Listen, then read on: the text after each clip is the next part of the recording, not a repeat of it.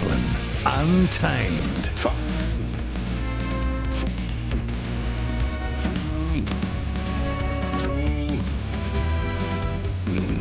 The platform.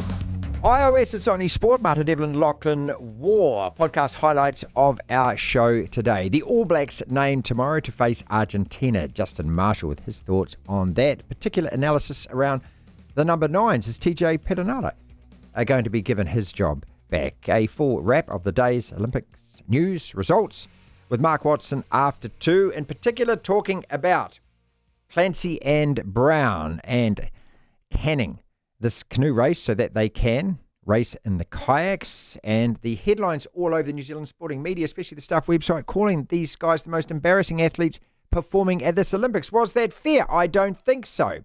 We caught up with Zoe Hobbs' coach, James Mortimer, after Zoe's disappointing exit in the women's 100 metres. 4 more years to LA. She's 26. How much faster can she possibly get? And is it a level playing field, that event? Plus, met Maggie Cogger-Orr, our leading women's rugby ref, one of just a handful of women who officiate at the highest levels of rugby in this country, fresh from the 7. She's doing FPC and NPC.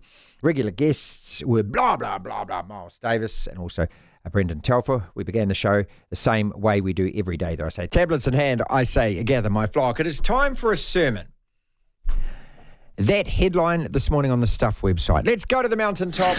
We live in an amazing, amazing world, and it's wasted on the crappiest generation of just spoiled idiots. Is this New Zealand's most embarrassing performance in Olympics history? What a terrible headline from the Stuff News organisation on their website this morning, both misleading and insulting. It led their sports news today, commenting on the New Zealand men's C2 500 crew of Max Brown and Grant Clancy, who essentially threw their race in the C2 canoe so they could race their preferred event, the K4 500 kayak. It's a stupid quirk of the qualification rules that the only way we could get the K4 500 kayak in is if we also entered a crew in the C2 500.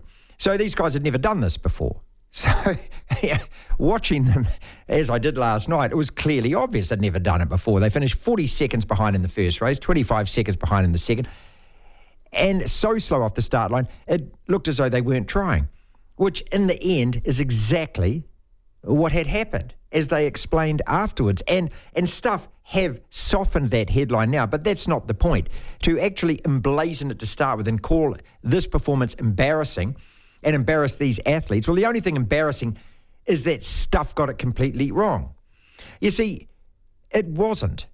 And that's the point. What these guys did, in fact, was utterly professional because they qualified their kayak, which was the whole point of them being there in the first place. The hypocrisy from this website and its sports reporting is just nauseating. If this was 2 of our women pulling the same stunt, if this was, say, Carrington and Fisher, they'd be lauded and heralded as courageous, innovative, pragmatic in their professionalism. To call out these 2, Brown and Clancy, as embarrassing is simply disgraceful, and they both deserve an apology. And I hope they get it. This organisation's Stuff is so biased, so disingenuous, so sugarcoating of everything to do with women's sport, it's actually anti-journalism. Their coverage of women's sport masquerades as journalism. There's never any quality analysis or criticism of any underperforming female athlete or sports team in this country ever. It's only just sugar-coated PR fluff. Case in point, the football Ferns, who lost all 3 matches at the Olympics. And yes, 2 of the scores were close, 2 under Canada, 2 under France. But if you watch those games, I mean, come on, we were thrashed in both those games, thoroughly outplayed. It was a glorified training run for those teams. That was embarrassing. They played and toyed with us like we were 10-year-olds. So where was your scathing criticism of that Stuff website? And where is your criticism of a White Fern side, the most highly paid New Zealand female athletes? Let's make that point loud and clear. The most highly paid New Zealand female athletes who are also the most woefully underperforming New Zealand sports team in recent memory. Repeat, there is nothing and was nothing embarrassing about the efforts of Brown and Clancy. The only thing that is embarrassing is this website and their laughable, childish sports reporting. Devlin. What do you want? We want information. Information. You won't get it. The platform. Sport news headlines, Lachlan. What have we got? Plenty, Martin, plenty. We'll start off with the Paris Olympics. New Zealand specifically at the Paris Olympics. A few headlines to rip through. Let's go. Start with canoe sprint. A perfect start for Dame Lisa Carrington. She was in the K4 crew alongside Olivia Brett, Alicia Hoskin and Tara Vaughan. They won their heat to qualify for the final. Carrington and Hoskin then won their K2 heat to reach the semi-finals.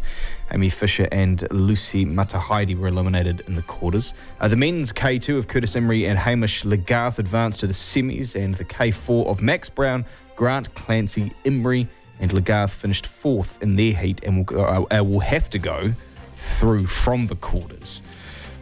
This is the one that everyone's talking about. The men's C2 of Max Brown and Grant Clancy, they of course struggling in their heat, finishing way back both the heats and the quarterfinals in the end. You go watch the footage, listen to why they went slow, you'll understand why they did. To track cycling, the foursome of Ali Wollaston, Bryony Borta, Emily Sherman and Nicole Shields are one win away from the gold medal. After setting the fastest time in the women's team pursuit qualifying, they advanced top into the first round, where they will race Italy, who finished just under 3 seconds behind them in their heat. That'll be tonight. Speed climbing, 19-year-old Kiwi climber Julian David posted a personal best time to defeat a former world record holder, his name being Reza Alipour, and progressing to the knockout round of his event in Paris. He'll go up against current world record holder Sam Watson of the USA in the quarterfinals. He set that world record, I'm pretty sure, Sam Watson, during these opening rounds of speed climbing. So Yeah, it was last night. he's I watched in it. form. Incredible. Yeah, he's in form. Sailing, the Nat Crepier of Erica Dawson and Micah Wilkinson sit in fourth, tied on the same points as third heading into tonight's medal race. Finishing ahead of the Great Britain pair, they will claim bronze. If they do, that is. Silver is also within touching distance, as they are just 6 points back from Argentina. The Olympic Stadium, Maya Ramsden finished sixth in her 1500-metre heat, which saw her advance to the semi-finals. And a couple of storylines outside of Team New Zealand in Paris. Boxing, Imane Khelif of Algeria has advanced to the gold medal bout in the women's welterweight division with a semi-final victory overnight. Of course, Imane Khelif of Algeria, the infamous, you could call, boxer at the moment. A lot of scrutiny over misconceptions about her gender. A luxury Parisian hotel has apologised to tennis great Serena Williams after she complained on a social media post, which ended up being seen by millions, that she and her family were turned away from a restaurant. And Paris 2024 organisers cancelled training for open water swimming due to ongoing pollution in the River Seine. What a shock. That's what's making news, Martin. Devlin. The platform. Justin Marshall joins us, 81 Test veteran of the All Blacks, team named to face Argentina tomorrow. There are several selection questions, especially around number 9. So does TJ come back in now that he's fully fit? Cortez Aratama making a hell of a fist of that job. What about Noah Hotham, who the selectors have already said offers something that Finlay Christie doesn't? What does Christie have to do to get himself back in? Because at the moment it appears that he is the 4th rated halfback. And then, of course, Cam Roigard has got to come back. That plus Murray Mexted's thoughts on the aerial side of the game too. Do we have to make an adjustment around our loose forwards? Because there's so much emphasis now on lineouts, on kickoffs, on box kicks and securing that aerial possession. Plus Will Jordan, the question about him, he played 55 minutes or so for Tasman on the weekend. Does he come back in? And if he does, straight at fullback, because remember Ian Foster always put him on the wing. Justin Marshall. The All Blacks been named tomorrow. Who starts at 9? Look, it'll certainly, for me, depend on how fit TJ Perenara is. If he is fully fit and back up to speed and got over that knee injury that he had, I think they will start him in Wellington on his home ground, a ground that he knows well. He hasn't played for the All Blacks there for quite a while. Just to have that consistency. Obviously, he was the starting halfback alongside Damien McKenzie. He hasn't done anything wrong to not deserve that spot, and I don't think he played poorly. But I certainly feel that the competition for who will be his reserve is certainly intriguing. Like Noah Hotham, I don't think Scott Robertson could have been more impressed with him. But equally, Cortez Aratama did nothing wrong as well. So that's probably more the point of interest for me. Look, hey, it doesn't mean that one of those youngsters won't be selected, but I think they'll probably go for the experience. I mean, I got a few other questions about selection, and they're all kind of gearing around the same thing, I suppose, which is the idea that does Scott Robertson go back to essentially that side that played against England? Well, you can argue that they didn't do anything wrong, and they won a very good, difficult test series against a well-organised England side. Like I think I remember chatted to you before those two test matches saying, well, New Zealand are at a disadvantage. Yes, we're playing at home, but England are the team with consistency of the selection to a degree. They've been through the Six Nations. They had a warm-up game in Japan, etc. So it wasn't an easy test series for the All Blacks, given that those players were really thrust into a new environment, new coaches, against a side that was really well organised. But they got through it. Albeit it caused a few sort of anxious moments, and it wasn't easy. So technically, they've done nothing wrong.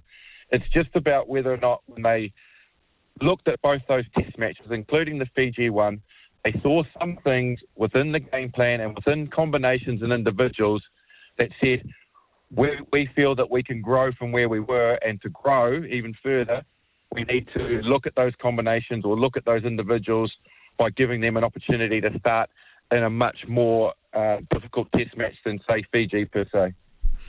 Let's talk about Ratama then, and he played, really impressively, didn't he? When he's come on, as well as against Fiji, and so that battle, if TJ gets the selection, which I think he probably will, the battle then for that reserve halfback spot, is he still the number 2, number 9 with Noah Lotham third? Well, yeah, again, it's this argument, isn't it, that he came on so incredibly well in Dunedin and showed great maturity. And then, obviously, he's grabbed every opportunity since, again, in Auckland after Christie got injured, and then got a start and was doing a really good job. Let's not forget that he scored a nice little try, which Cortez Ratama does seem to do so very well before suffering that head knock.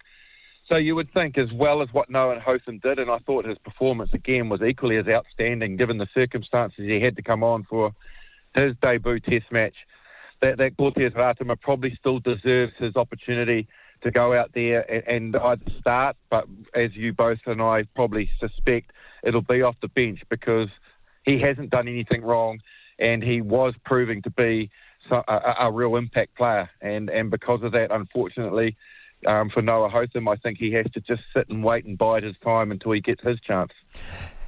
Christie's slipped down the pecking order. They've said he's got to go back and work on things in Tasman. It's very rare for the All Black selectors to ever say that kind of thing publicly. Two questions. Why do you think he has kind of slipped down to, it looks like, 4th at the moment, and what specifically does he need to do? Yeah, $1 million question, isn't it? But he will know that. He would have been told that. And just briefly, before I digress, I need to say that equally on the back of what I said about Cortez Ratama, I certainly wouldn't be disappointed if Noah Hotham did get that opportunity, because he does. It's not to say that he doesn't deserve it. So, I just want to make that point, that it's certainly not a slight on him. But yeah, equally with Finlay Christie, I feel he's just a victim of not enough rugby recently, and probably his confidence levels were just a little bit low. He was under pressure as probably arguably the incumbent, and then TJ Perenara comes in out of nowhere, starts playing some of his best rugby he's played in many years. And there was a real spotlight on that position. And unfortunately for him, he sort of took a step backwards. And the two players that have come on, their efficiency, their clearance, their ability to break tackles. Finlay Christie will hustle, he'll bustle. But the All Blacks, their evolution needs to be that they challenge inside defenders, stop blitz defence by halfbacks being able to break tackles, run, take steps, put players into space. And I think that's probably, if I was looking at it from the exterior, because I don't know what they're saying to him internally, that would be what I would think that he needs to work really hard at, because the rest of his game's pretty well balanced. A running number 9, is that what you're getting at, Justin, that we need somebody who can actually spot a gap, maybe go blindside, maybe slip that first tackle?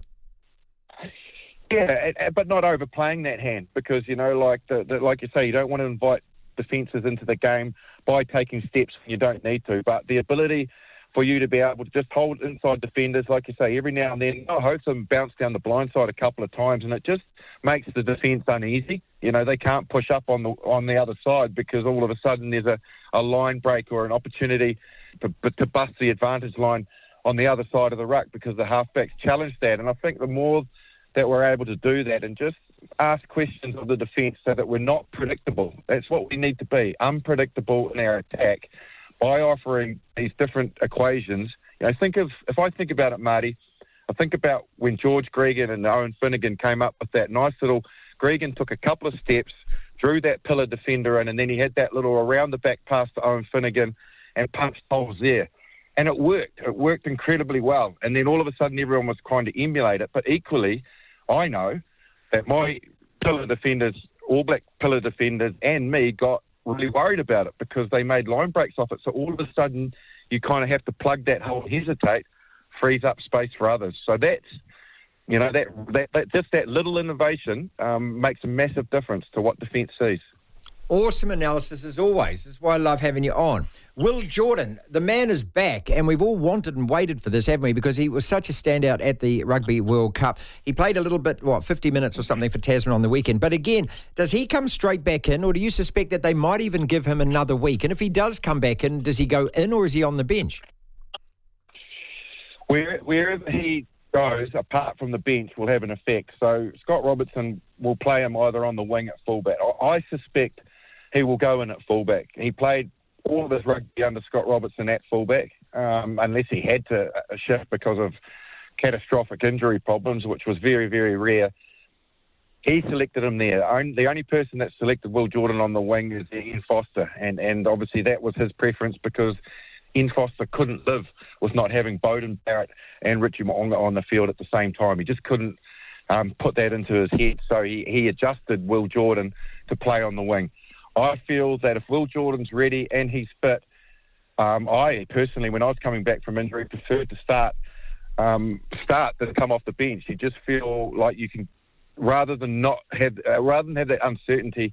You know when the kick-off is. You know that you can get yourself into the game. You can find your way into it. And if he's fit and ready to go, I suspect and this is just me, I suspect he'll be selected at fullback and he will start. To hear the full interview, download the platform at the App Store. Via Platform Plus, you can go back and listen to the whole show and all of the interviews in full. We need to talk. Lachlan. We need to talk. All Black selection. Next! Will Jordan in, out, bench, rest, what? In. At 15? Yes. You agree with Justin? Well, I would have said it even if Justin wasn't on the show. Yes. He has to come back in. Well, who's a better option at fullback?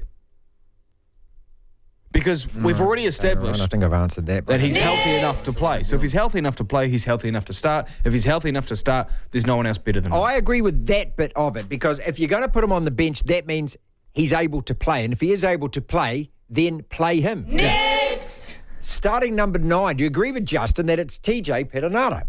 That it will be or it should be? Which one? Will be. Yes, it will be. Yeah. Probably. See, I think I would, if it's a should be, I think no, I would play Cortez because I would he's too. the future. He's the future. And it is Argentina. And I would like to see him against South Africa, but I fear if they don't start him against Argentina, that they won't start him against South Africa. Yeah. But you've got to remember that All Black selectors are inherently conservative. That's the nature of what they do.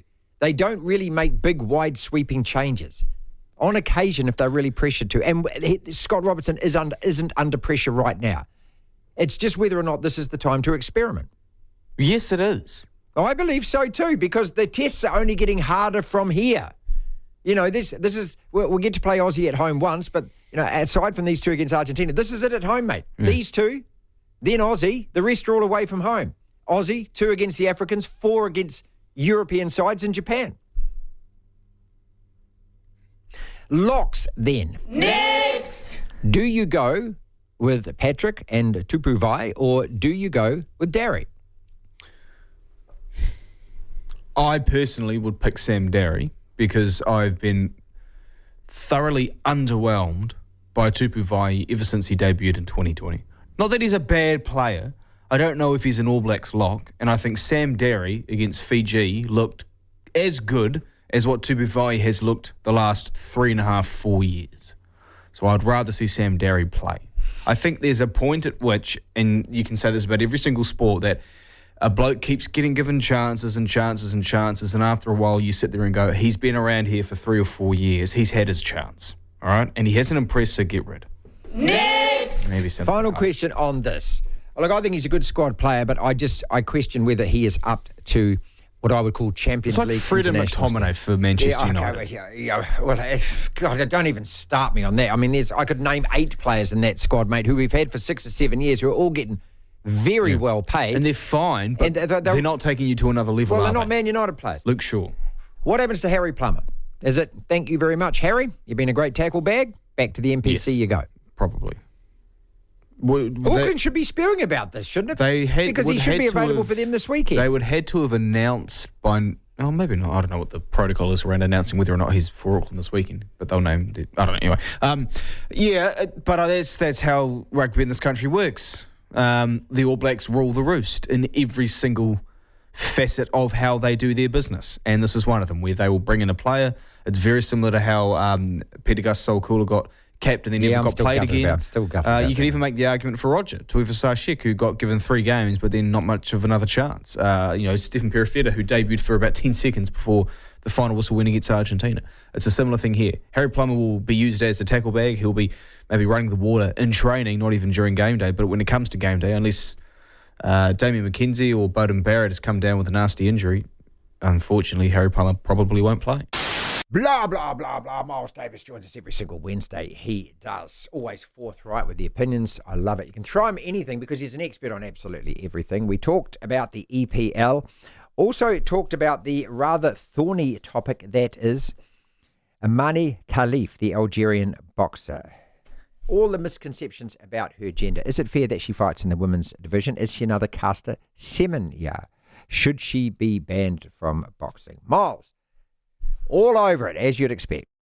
Your thoughts on the Algerian boxer? Because, look, I feel weird about this one because if it's a man who's transitioned to being a woman, and I understand all that, and that's perfectly okay, but my attitude to it is, if you're born a man and then you become a woman, well, you have an unfair advantage in sport, and I always think it's up to the other female competitors to decide whether or not they want you to compete. Not about rules and regulations, but it's up to them. But this woman here is like Caster Semenya and born with extra testosterone or chromosomes or whatever. And so I don't think it is the same argument here. And so therefore, is it fair that she is copping what she's copping in the boxing ring? She's not copping it for the right reasons because there was a lot of misinformation going out that it was a transitional female. But the reality is, and it's saying, well, he's got a bigger wingspan, like Michael Phelps, and they've got bigger muscles. But the reality is, if your chromosomes are buggered up and you've got a bit of extra this and a little bit of extra zhuzh bunged into your mixture when God popped you out, then I'm afraid it's not on. There are sex regulations in it, and if you don't conform, I'm sad. It's sad to say, but that's just one thing. I mean, everyone goes on about everyone's got a right to compete at everything. I can't be a jockey. Genetically, I'm too big, too fat, too useless to be a jockey. Yes. Buddy, Danny DeVito can't be an NBA player. There you go. There's lots of unfair things in life.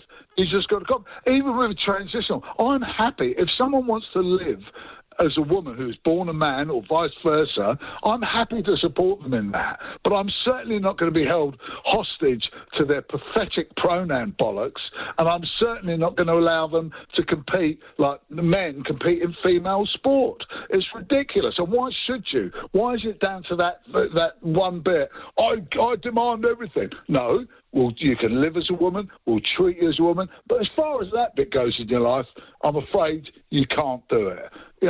Life's like that. It's unfair sometimes, and that makes it fairer for the vast majority, 99.9%, who are born female and compete as female. Moose has just texted in and said, I'm trying to visualise Davis sitting on a racehorse in a jockey silk, and he says, poor horse. I agree, absolutely. Yeah, poor horse.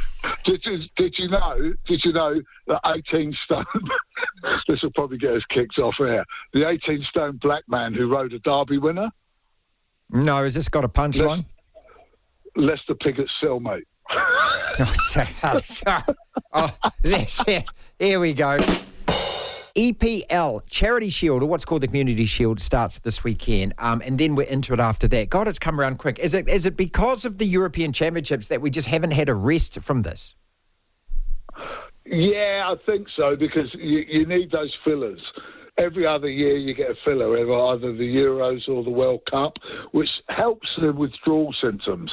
Because no matter, you know what it's like. You get to that last game of the season and you're like, I hate the manager, he's got to go, I never want to watch that bollocks ever again in my life. Yes. And then the next thing, you're like, 2 days later, you're like, I can't wait for the next game. Who are we going to sign? And you start picking at your skin. You're sort of rocking backwards and forwards in the chair like you're in the psych ward. And I can't wait for it to start. I think West Ham have done a great bit of business in there. It started off really slow. We got some, South American Luis Guilherme, a young boy. Sounds good, but he's only going to be in the reserves or working his way through. Then we got Max Kilman, decent defender from Wolves, and it was looking like, oh my God, when are we going to do anything? Then we signed Crescencio Somerville, and I watched a lot of the old Championship or Second Division football last year. He won Player of the Year in that division. He is magnificent. Left-sided player. Oh, scores stop goals, this. I'm going to call a halt to this now, mate. No, you're talking it up. You're getting all excited, mate. You're finishing 8th. And that'll be your best finish. It, mate. Then I think we've got this. We need a centre forward. We've got to have a main striker. Nicholas Füllkrug, Borussia Dortmund, German international striker, comes in. We've got Bowen. He signed for West Ham. We've got Paquetá. He signed for West Ham. He has. And we've just signed Guido Rodriguez, who is the defensive midfielder from Argentina, who's a World Cup winner and twice Copa America Okay, well, let's winner. talk about it right now. Who finishes above who? You or me? United or United? Come on. You should do, because you've got all the money. Here we go. Come on, all the money, mate. We've got none. But it depends how Lopetegui goes. Yeah, I've got a horrible feeling that he's just going to be a Spanish David Moyes, and we've got all these brilliant attacking players. Our defence is still as crap as ever, apart from our goalkeeper, and we're not going to get the ball forward enough and give it to the guys who can cause the damage. The Tight Five. 5 separate sporting topics, roughly a minute or so on each. Maybe we'll go overboard, and when this happens, we're going to shut up and we'll move on to the next topic. Imane Khelif. Misconceptions about her gender. Is she another Caster Semenya?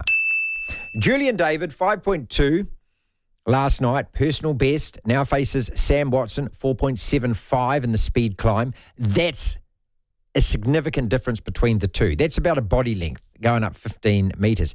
He did brilliantly yesterday, Julian. I watched that last night. I was just thrilled for the dude. Max Brown and Grant Clancy. Do these guys deserve an apology from the news website Stuff after being accused of being the most embarrassing athletes at these Olympic Games for New Zealand, Lachlan? All Blacks tomorrow. Well, we did a lot of this in the first hour of the program, but I got a couple of other questions for you.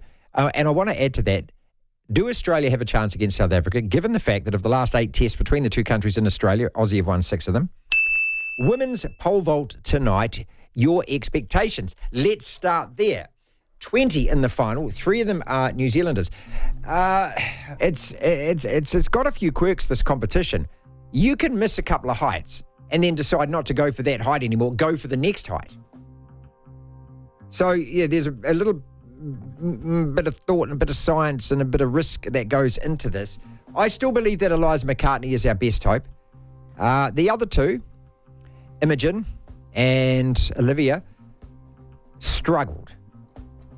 Didn't get 4.55, struggled. And so, you're going to have to jump 4.70, 4.80 maybe to get a medal, and I just don't give them that much of a chance. I think making the final for them was probably as good as it gets, but Eliza's already medalled at the Olympic Games, and I'm not sure about her state of fitness, whether she is fully fit, but when you see that glint in the eye like I did the other night and the big smile comes back, that's her confidence speaking there, and if she's confident, I'm confident. So I reckon that she's a podium finish tonight. Stick my neck out. Really? Yeah, I do. Is this, there's a term for it and it escapes my head, but essentially... wishful thinking. Okay, yeah, I guess that is it. But Well, I hope all the New Zealand athletes do bloody well. But I know this young woman. I keep saying, her mum's my doctor and all of that, and I've known her since she's a little kid. And so I really, what she's gone through to come back from all of that to get where she is now, I really hope so. Anyway. Well, same. We all hope so, obviously. And anyone who has a chance at an Olympic medal and they're a Kiwi, obviously we want it to happen. In terms of Olivia McTaggart and Imane Khelif, now McTaggart, I remember when she was coming up, she's like Eliza McCartney, about maybe 3, 4, 5 years later, breaking all these junior records that Eliza McCartney had hit. But when it came to the Com Games in 2022, she was expected to medal. She didn't, and Imane Khelif did. So Imane Khelif kind of came out of nowhere in a sense, but her best then was a 4.45. In 2022 at the Com Games in Imane Khelif. And Olivia McTaggart's best was a 4.45 as well, but it's sort of like a countback thing that meant that she got the bronze instead. So I don't think either of them are going to, with all due respect, probably going to threaten at all. So Eliza McCartney is the best shot considering she got a 4.85, I think, in 2016. Yeah, I think, that's a bit, isn't it? 4.8 something, yeah. And her season best is a 4.84. So I tell you what, that'll win it tonight. You get that, that'll win it tonight. Well, what if someone out of nowhere does it? Well, the best in the world, Molly Caudry, failed. Well, she did that stupid thing where she missed it a couple of heights, then raised the bar and said, I'll go 4.7.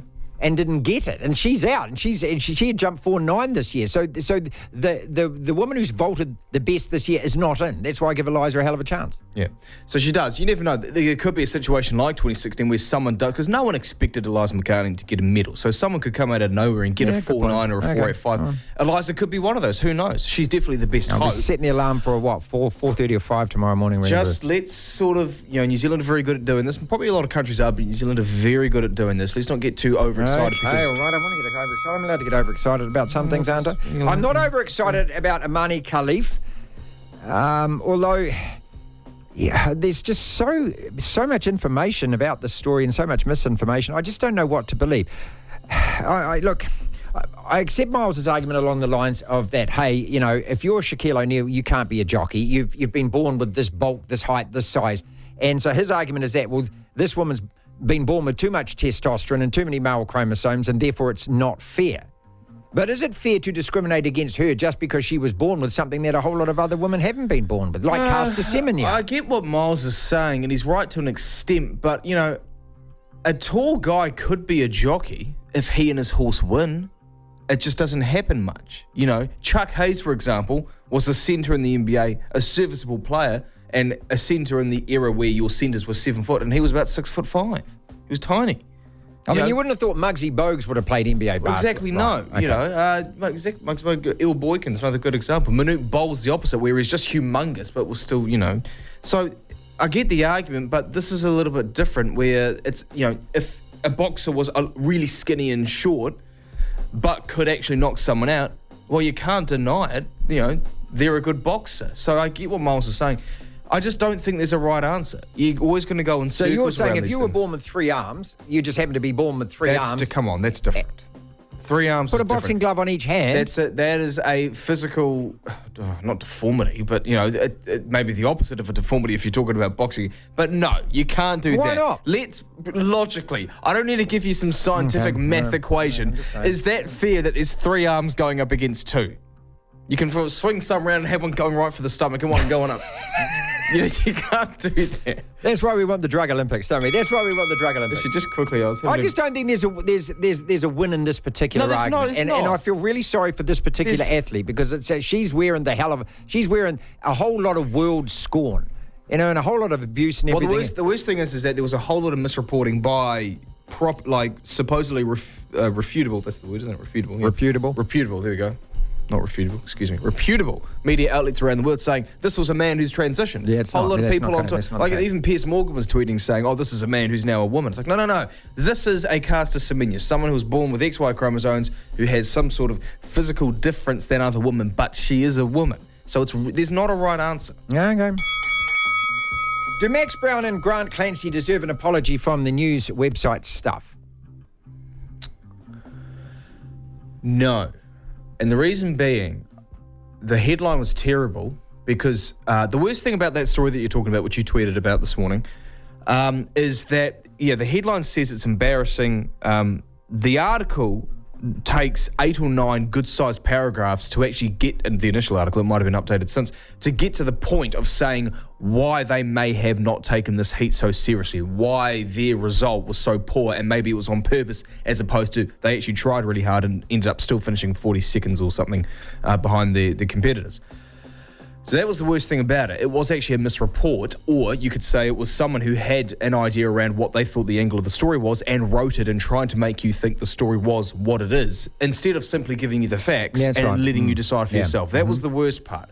And because I talked about this, I didn't watch it, I was told last night or whatnot, I sort of researched it a little bit, and when I sort of saw a story that said, they didn't actually have to, they had to compete in this class or this boat or this event in order to get this other event over the line, which is a stupid rule. How goddamn stupid is that? So when I read that, I was like, okay, it makes sense. Why would you waste your energy? Why would you risk injury? Because whenever you're playing a sport, you're risking injury. In this event, that doesn't matter when you've always been focusing and building up for this other event. And, At the same time, I wouldn't want to be known as an athlete at an Olympic Games who didn't give their all for an event.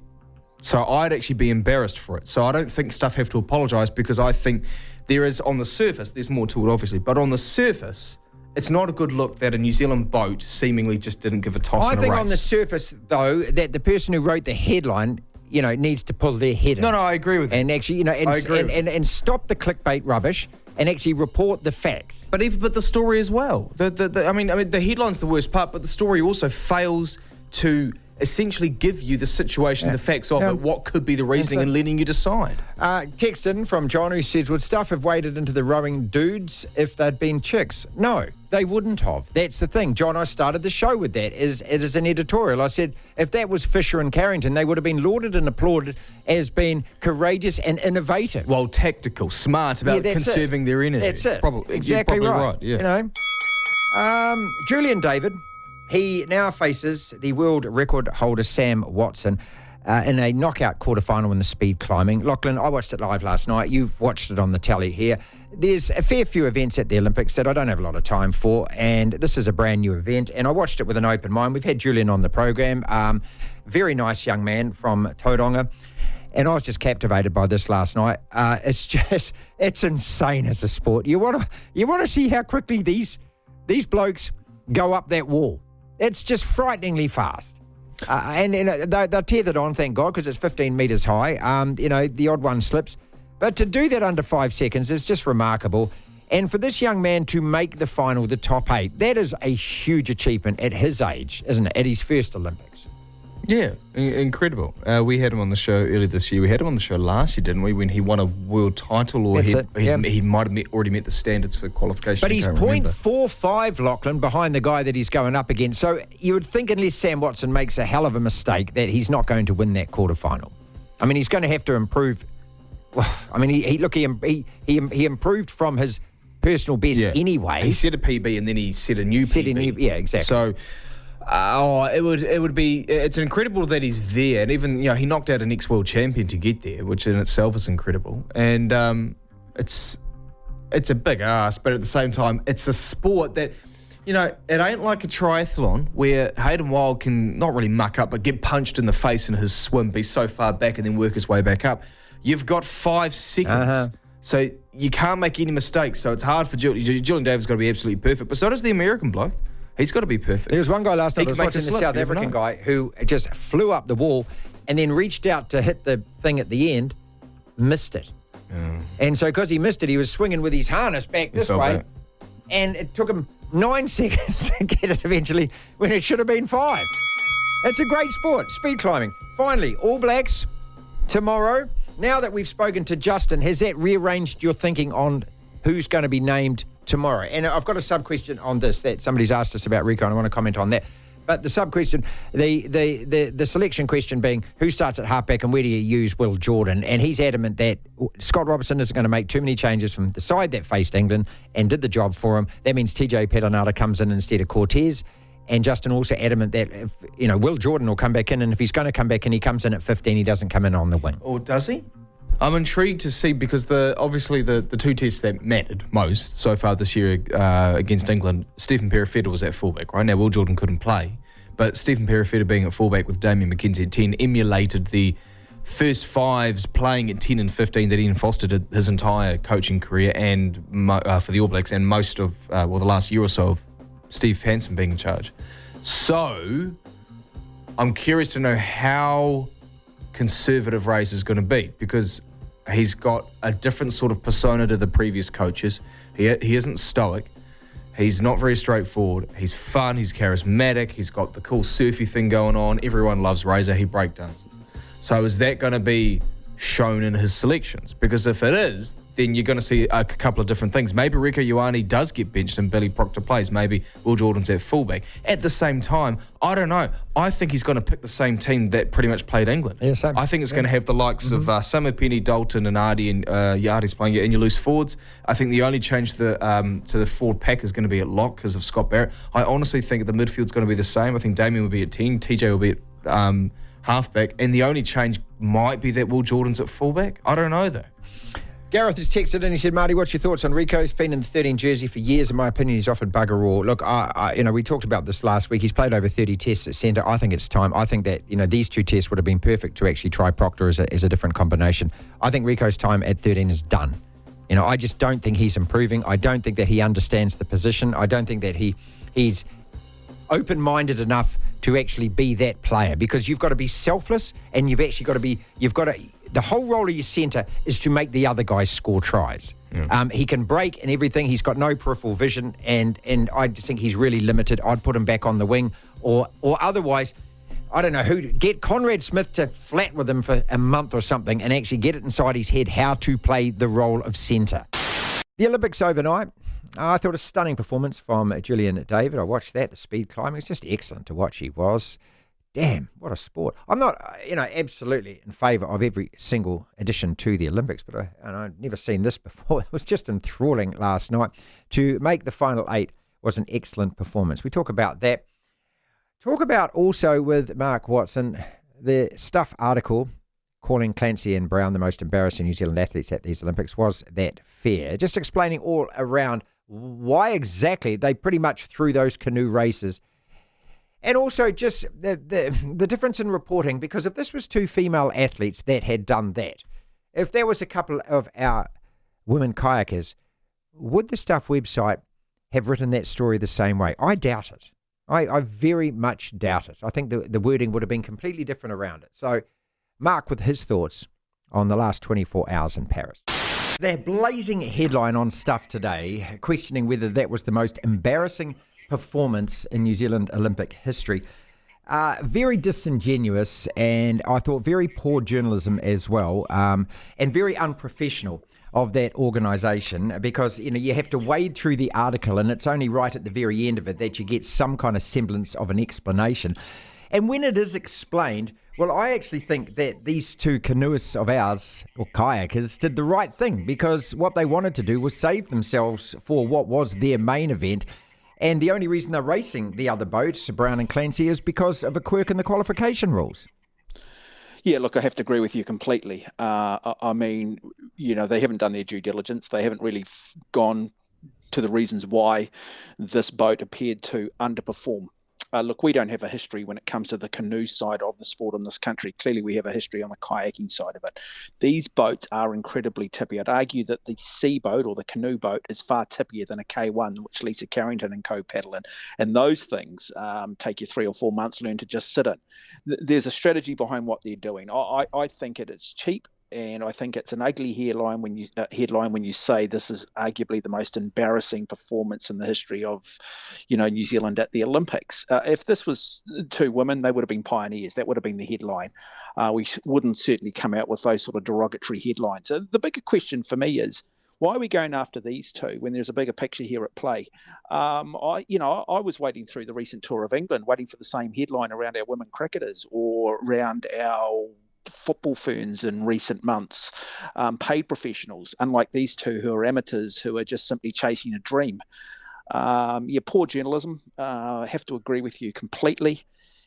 Unacceptable. And, you would have heard me in the days with Brendan last week and possibly even you yesterday. It's just the lack of due diligence being done by our journalists at these Olympics. It's embarrassing, particularly, when you've got athletes out there who, day in, day out are trying to dot the I's and cross the T's. Mark Watson with us. I want to conclude with Julian David, and I just happened to wake up last night. I mean, when the Olympics are in France, mate, I mean, you're not going to stay up all night, but I actually woke up at about 11 o'clock, and I thought, that's right, Julian David, who we've interviewed here on the show, is doing his speed climb, and so I switched on and watched.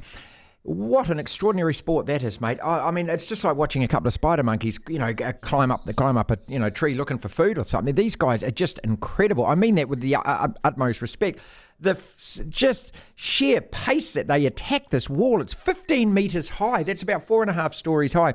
And the thrilling thing is it's a time trial to start with, and then you go 1-on-1. And he won that last race and made the top 8. I think he was something like 0.2 ahead of his previous personal best. It was brilliant to watch, and also for this young man who is still at school. Again, I just think it's one of the highlights of the games for me. Yeah, look, absolutely. And you said it, he's still at school. He's at his first Olympic Games. Don't underestimate just how nervous he would have been, having the weight of the Olympic rings above your head, the Olympic Village, the scrutiny, probably in awe of a lot of the athletes he's even staying with, let alone seen around the village. And he goes out there and performs like that. Now, give this guy another 4 years and he will be better for that experience. You have to go to Olympics to understand it. What I love about this rock climbing is it's a relatively new sport. It's a sport that's got a lot of interest now internationally, a lot of participants in it, but it races the clock. You race each other. And I'm all for those sports. I'm all for the modernising of the Olympics. And we do have to evolve as sport around the world evolves, and I think this is a great example of it. But it's there for everybody to see, isn't it? You can see the clock going, you can compare times, you're racing somebody else, you can see who finishes first, you can see who finishes second. And the more of those type of events, the better. I'm not a big fan on a lot of the sports that are judged, because I do think there is still a level of subjectivity, even though a lot of the judged sports have the removing of the top marks and the removal of the bottom marks, and then just taking the judges' scores in the middle to try and get rid of any potential bias. But yeah, look, it's certainly one of those sports you well and truly want to continue to see at the Olympics. I think it is an exciting sport, and we can be critical of maybe some sports at the Olympics, but this is this definitely deserves to be here. Just quickly before you go, pole vault tonight, 3 of our women in the 20-person final. How are we going to go? Yeah, look, this is a really interesting one. Clearly we saw Eliza McCartney back in 2016, and what a moment that was, picking up bronze and just that smile on her face, and she just endeared herself to the New Zealand public. It's going to be tough tonight, I think, for Olivia McTaggart, Eliza McCartney as well. They're going to have to, and of course, young Iris, they're going to have to be jumping at their very, very best. 4.70 meters is not going to cut it unless everybody has a really bad night, unless for some reason conditions in the stadiums, that someone's going to need to be jumping into the 4.80 meters for us to pick up a medal. But it can be done. 3 out of 20. I said this, I think, probably a couple of weeks ago, and I think I might have even said it. I just have a sneaking feeling with our track and field team, it'll be one of those Olympics where we maybe end up with quite a few sort of 4th, 5th and 6th. And as much as we've got 3 in the top 20, I'm Eliza McCartney still is our best chance, but I just think we might come up short, Martin. Fingers crossed. Perhaps I'm proven wrong. Why would anyone want to be a rugby referee? Would you want to do it? I mean, we're all referees at home when we sit on the couch, aren't we? But there's so many rules, there's so many confusing interpretive ways of looking at every single thing that happens in the game, the breakdown. I mean, ask yourself every time a penalty gets awarded, what's your initial reaction? Well, what's that for? Or which way is it going to be awarded? Maggie Cogger-Orr is our leading women's rugby ref. She's been at the Olympics during the Sevens. She's doing FPC and NPC now this weekend. There are only 10 women who referee rugby in Auckland. She's Canadian. How did she start? Why rugby? How did she get here? And what's the difference between reffing men and women? We had a great chat with Maggie today. I hope you enjoy this. Is it easier to referee women or is it easier to referee men? Personally, I probably actually find it easier to referee men. I reckon women are probably a bit craftier, to be totally honest, and a little bit more difficult to manage. Whereas I find men a little bit easier to referee. They sort of just get on with things. But that's probably a compliment to the women, I guess, actually, that they challenge us a bit more as referees, I think, sometimes. I always ask every referee this question: why on earth would you want to do that job, given the scrutiny on it, given the complexity of the laws of the game, given the fact that, you can often get so criticised? Yeah, I do think, listen, I think every referee at any level from, grassroots right up to international has probably had a few moments where you finish a game and you ask yourself, what the heck am I doing? Why am I putting myself through this? But for me, I've been really lucky that, those moments have been far outnumbered by the moments where I have been able to, stand on pitches and be involved in games where I've just really, I know it's a bit of a cliche, but to get to be in the best seat in the house in some of these amazing fixtures, and to know that you're contributing as well, I think that was a big thing for me. Is rugby did a lot for me as a young person growing up, and obviously ultimately was the reason I ended up moving to New Zealand. And the fact that I'm able to give back and give other people that experience in rugby is really meaningful to me. And also, the opportunities that it's given me to sort of pursue excellence and to see some crazy places, experience some amazing things as well, I think is what keeps driving me. Although it's not always, as you alluded to, it's not always the easiest gig. Well, I mean, people would have picked it up by now. You've got a Canadian accent, so, picking up rugby in Canada. I mean, here it's our national game. It's our national sporting religion, all of that. We get it. But in Canada, how did you fall into rugby?